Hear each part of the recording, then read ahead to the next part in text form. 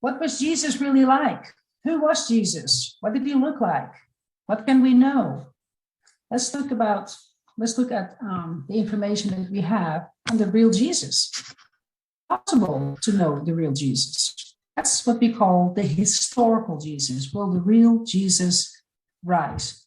The search for the historical Jesus. This kind of started a long time ago when a person named Albert Schweitzer says, there's no historical task that so reveals something about yourself as when you're writing a life of Jesus. Remember this idea of a biography that truly is called A Life of Jesus. He said, when you really just start explaining what Jesus is like, in the end, you create the kind of Jesus who you want Jesus to be. And we create a comfortable version of Jesus. Just look at artistic portrayals. Here you see some Italian and Spanish and French versions of Jesus. The top row are some mosaics, but the other ones are, kind of Renaissance portrayals. And I don't know, when you look at it, do you really think that Jesus looked like that? Some of them, they're almost like androgynous, feminized versions of Jesus. Jesus is very fair-skinned in these bottom ones. His hair is kind of immaculate, pointy nose, the skeletal features. I mean, you can tell those are European artists. So Jesus appears very European. And the top part is maybe a little bit more of a chance to see some other features, but Jesus was not a European peasant. Jesus lived in the Middle East. Jesus was a Palestinian Israeli man. And so, well, how do we know then what Jesus was like and who he was? And so we call that the historical Jesus, which separates the concept of looking for Jesus from the Jesus of faith. And so that's a little bit difficult because I'm not saying that you have to stop believing in order to figure out what Jesus was like in history.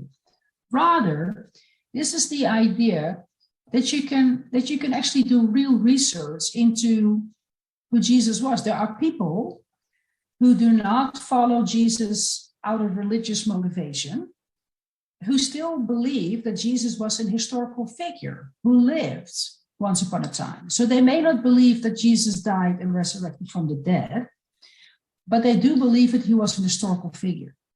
So as a scholar, I can put these different hats on, right? I'm a believer. I'm a follower of Jesus. I believe in the story. I believe that is factual. I believe that Jesus came to earth, that he's the incarnate form of God, that he's fully human and fully God, that he lived and died. And as the first person in human history and the last, that he fully resurrected while life was going on. And as a result, one day, human beings will be resurrected at the end of history. Okay? So I believe that. I believe it as a person of faith, but I also believe in the historical Jesus. I believe that there truly was a historical person who lived like that. And sometimes I think if I really want to unclutter the story, it's helpful if I can take off the hat as the Christian doctor under the hood and can lay that down, so that I can look at it objectively, just like if you would ask me to study the life of Nostradamus or study the life of anybody else in history, one of the early European kings, then I want to, if I do that, I was raised in Europe, then I would want to put aside all the stories I have heard about the kings. Whether or not I believe that is a different story. I would say, let's put it aside, and what can I find? And what are the rules for historical research that cuts down on bias? Can we ever become unbiased? No, we cannot, because we're human, right? And just the fact that I would do that research as a person raised in Europe would probably already skew my outcome. The fact that I do that research as a person now living in the 21st century, as a person who currently lives in America, as a person with a certain view of history, I do that research as a person who is female, as a person who is of a certain age bracket. All those things come into the task of an historian. But nevertheless, there are some ways to reduce that. So I want to look at that. And so that's what we talk about when we look at, who's the real Jesus? Can we do that with Jesus? People have actually really tried that. They've actually really tried to say, what would Jesus look like? So they have looked at the average skeletal height of people around the time that Jesus lived. People were actually very short. They have found skeletal remains and determined that the people's bone density was very low. That they probably suffered from is it called rickets, where your vitamin D and B input were rather low. That they probably, if they were peasants, probably only had 2 meals a day, not very many chances to have input of protein. And even if he was a little bit more well off than we thought, he still would not have had lavish input of protein. Maybe fish. Maybe they ate a lot of barley bread. It would have been a staple. Now, of course, the soft tissues are a little bit hard to fill in. So here are 2 examples of different nose structures, because the soft tissue, of course, is a little hard to fill in. You only have the bony structure. But the nose bridge is interesting. The cheekbones on the person on the left, the cheekbones are a little higher, right? The cheekbones on the right. So it kind of depends on what kind of tribal structure you're looking at, history there. But as far as beard growth and hair length, that would be reasonable. You could see the eye overhang here. I was still thinking this is a little bit more European with the little fat pockets here, right? Typically the Arab one is a little bit less fat filled here, so that would make more sense. So the one on the right, I think makes more sense. Though I think the hair structure on the left could work really well. So some of that might be helpful to kind of reconstruct what Jesus might have looked like. Maybe even skin color type. I mean, there's lots of variations, right? Kind of olivey, Araby kind of thing. So we take these things into consideration, dietary considerations, sun exposure, as far as, would the sun have shown age spots at this point? If a person is more outside, I wonder if there should have been more age spots at this point. So I leave it up to y'all's medical people. So I'm kind of favorable of that one. So in history, what have people done? Taken this task. So like I said, it started with Albert Schweitzer, who says, what are we looking at? And prior to that, several people had tried to describe Jesus, but they did it the way people did it. They would describe religious people, so you would write a book about Jesus, a great religious person. And maybe at this point, people said, why would you do that? It's so impersonal. Well, that's what the people did. And they actually thought it was great, like some sort of wonderful philosophical guru-like rabbi that's travels through the land, and so that's what people did. But stuff goes on in society, right? And so we call it a quest, like an attempt. But when the 1950s and 1960s rolled around, right, in the 20th century, people were looking for something else, and they wanted to see how Jesus's teaching was relevant for everyday life. Now, the question we would have to ask, what happened between the early 1900s and the 1950s and 1960s that makes people go, we don't no longer want just books about Jesus, a great religious figure. So what has happened? Right? Can you think of it? So this, when I talk about people, I'm talking about typically people in Germany, people in Great Britain, people in America. What are we typically talking about here? My little doggy up here. Say hi. This is Emma. Hello. Hey, Emma. What do you think? What were people typically thinking about? And she says, This is right after the Great Depression and 2 world wars. And so, the 1950s and 1960s, people are attempting to rebuild societies. Most people have lost people, right? People have lost economic gains. And so people who are ministers, they're saying we need to have something to bring to the people. They come home. They have lost loved ones. Their societies are in shambles, and we cannot preach and teach Jesus is a great religious person. They need more. It needs to be relevant to their lives. So scholars in universities and seminaries said we need to have teaching materials to prepare and train pastors who then go into society and serve and train and reach out to the populace. And so they did research along those lines and talked about Jesus as a teacher. And we call those second questions. And so they did. That makes sense, right? That you adapt your research into, so the questions that we ask, right, to understand who Jesus was, they kind of derive from what's going on in our lives.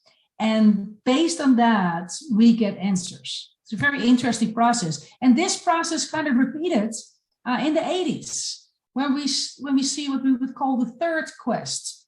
At that point, people wanted to know, what was Jesus's world like? What is Jesus's social context? Some people asked, what was it like?